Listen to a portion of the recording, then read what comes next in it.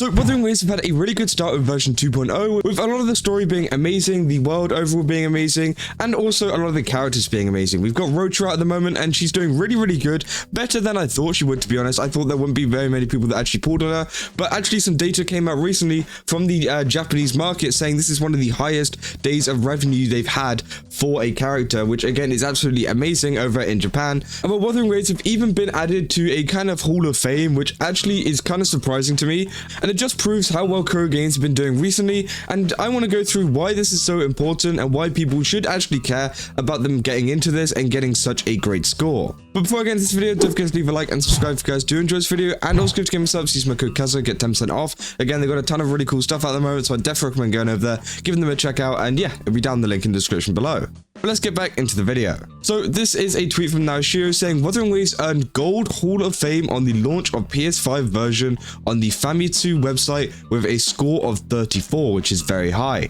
Now, if you don't know, Wuthering Waves actually released their PlayStation 5 version recently. I mean, you probably know that with the amount of videos that I've actually covered on this. But again, people have been really enjoying it. Now, there were a few issues with, you know, some of the performance and everything like that. But honestly, I feel like a lot of people have kind of managed to find a way around it, whether that's turning settings down, stuff like that. But again, maybe that can be fixed for some of the lower end PlayStations, especially it was the PlayStation Slim that had a couple of issues with overheating, obviously because probably of its like, you know, kind of compact style and everything like that. But hey, you know, it seems like most people that play PS5 had a pretty good time. And well, it seems like they've been added to the Golden Hall of Fame already after the launch of the PS5. And they say a Gold Hall of Fame rating from Famitsu's JP is considered extremely high and signifies a game that is critically acclaimed, highly regarded by Japanese gamers, and is often seen as a classic or must-play title within the region. Essentially, it's the highest level of recognition a game can receive from the publication. Now, if you don't know, Famitsu are pretty much a video game publication where it's like almost like a magazine type thing. So again, they are very popular over in Japan, and obviously a lot of people do go over and see what they say about the, you know, scores of some games and what, you know, whether they should play it, whether it's even worth their time or stuff like that. And it seems like they are saying that Wuthering Waves is worth their time. And they say about Famitsu, they say down there as well, they're widely considered as a reputable source for Japanese video games, making their Golden Hall of Fame particularly meaningful. Now, obviously, if we go to a Wikipedia page here, oh my god, I just got flashbanged. Jesus Christ, I need my camera to adjust to that, but oh my god. They say the Japanese video game magazine Famitsu reviews video games by having 4 critics each assign the game a score of 0 to 10, with 10 being the highest score. And then they say that the scores are actually added, and then it makes a maximum of a possible 40, which again, it's really great to see, because that means obviously a lot of them rated it very highly, maybe even some of them rated it a 10, maybe some of them rated it a little bit lower, we never know. But again, we actually have like a list of some of the perfect scores that Famitsu have actually rated in the past. These are all kind of games that's all been rated like a 40. Obviously you've got like the Legend of Zelda Ocarina of Time, of course, and also Wind Waker. We got Metal Gear Solid, we got a ton of Metal Gear Solid games, Bayonetta, Elder Scrolls 5, Skyrim, again, totally deserved it. With JoJo's Adventure All-Star Battle, which I would not have expected to be there, but hey, it is. We got a Grand Theft Auto 5, of course. You know, a lot of the really good games out there, and also we got near perfect scores as well of like scores that have scored like 39. We got like Tekken, Super Mario 64, and these are some massive games. Let's just be real. And I think that getting 34 is actually, you know, very good still. Like obviously, you know, these ones have done absolutely amazing in terms of them getting 40 and 39, but 34 isn't that far off if you really think about it. And I feel like, you know, Wuthering Waves have really stepped up their game in terms of version 2.0, and I think this is what kind of awarded them this kind of stuff, because again, I don't think with version 1.0 they would have got this award. I feel like the rating might have been a little bit lower, which again would have been okay because, you know, because it's an accurate reputation of how the game's getting on. But I feel like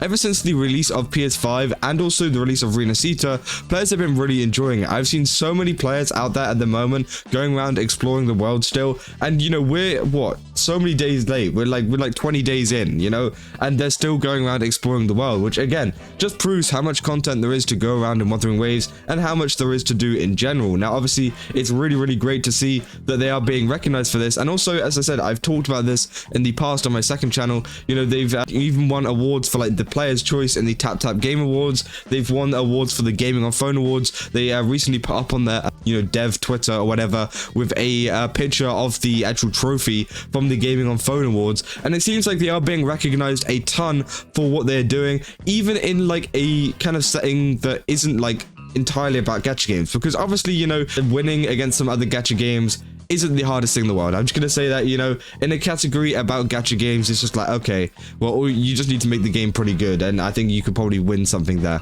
But in terms of Famitsu, as you've seen, rates all of these different games, which is absolutely insane. You know, they're being compared to a lot of games like Grand Theft Auto 5. You know, they're only, what, 6 points behind Grand Theft Auto 5, or some of these other games that have reached a 40, which honestly I think is an amazing thing. And I don't know if these get updated or if the scores get updated as updates come out, because obviously the difference between Wuthering Waves and some of these other games is that Wuthering Waves is more live service. So again, there's more like updates and stuff coming out, whereas a lot of these other games have been scored a 40, for example, like Ocarina of Time, stuff like that. You know, that's just a game. You can just straight up buy it and then that's it. No more updates, no more anything like that. There is no like kind of support for it. But maybe, you know, they'll update it as the updates come out. Maybe they won't. We'll have to wait and see. But honestly, I do think it is amazing that they have managed to reach this. Now, obviously, this got shared pretty much everywhere. Also, this is the main post that was actually on the Wuthering Waves JP channel. They pretty much said, thank you so much to everyone that supported us. Please see more details on February 6th of the issue of the weekly Famitsu. So again, they're going to be featured in the actual magazine. Now, I've seen that Famitsu have actually worked with Hoyoverse in the past and stuff like that for collaborations, and not just for like awards and like winning stuff and, you know, having a score, but like actually having a collaboration in the magazine to kind of promote their game a bit. So maybe with Wuthering Waves getting a really good score like this, they might work with them, because again, the JP audience for Wuthering Waves have been growing a ton. You know, I've seen it grow over time quite a bit. Like some of the main spenders in the game are actually in JP now. Obviously, during the start of the game, JP weren't very high. You know, they weren't really interested in the game. But now they've actually gone up to at least number 2 on the kind of top spenders list, and maybe behind China. Like from my data that I've got, it says Japan's higher, but obviously we're missing some Chinese data, so I feel like the Chinese audience is actually higher. But, you know, Japan is still very, very high up there with like a pretty big percentage. So again, it's good to see that it is growing over there, because again, they are some of the top spenders. And they've actually provided us a little bit of clarity down here in this post. Thank God. They said the critic scores are 9988. So no one actually rated this a 10, but it is really good to see that someone actually went ahead and rated it 2 9s, which is absolutely amazing.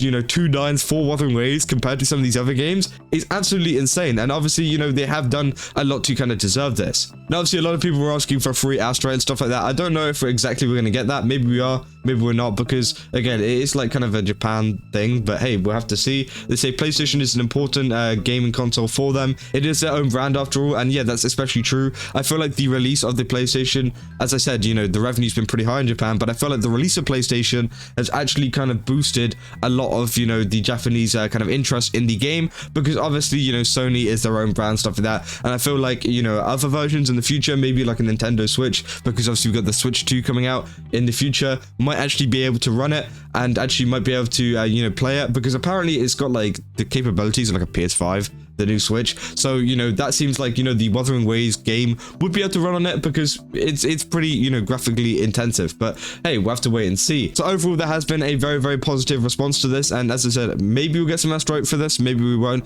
They haven't actually announced anything on the Twitter or anything like that. Maybe it will happen whenever the actual magazine comes out, but I'm just very excited to see what Wuthering Waves and what Kuro Games can cook up in the future, because it seems like they are doing a very good job at the moment. And let me know down in the comments if you guys have started playing the PS5 version, because obviously this is specifically for the PS5 version. I haven't actually given it a go yet. Maybe I will, but I honestly think that, you know, I just want to play on my PC. I've got a PC, so I don't think there's any point. But hey, maybe you guys have been playing it on the PS5 and you've been enjoying it because, you know, you don't have a PC or you don't have a good enough phone or something like that, which again is great, because it means that you can actually play it with some decent quality graphics and everything like that. But yeah, let me know down in the comments if you guys play it on PS5, and let me know how you've been enjoying it, because it seems like, you know, the people over in Japan, you know, do really enjoy it. And hopefully with a lot of these kind of ratings and stuff on the Famitsu magazine, and, you know, it just being, you know, people searching up about the game on their sites and stuff like that, it will bring a lot more attention to the game, because it is pretty highly rated. But hey, we'll have to wait and see. We'll have to wait and see if there's more Japanese players coming over in the future. And, you know, we've already seen the start of it at the moment. So yeah, if you guys did enjoy this video, then don't forget to leave a like and subscribe. And also, as I said, don't forget to go over to Game Subs, use my code Keza, get 10% off. And overall, a really good situation. And hopefully Wuthering Waves and Kuro Games can keep cooking. That's all. See ya.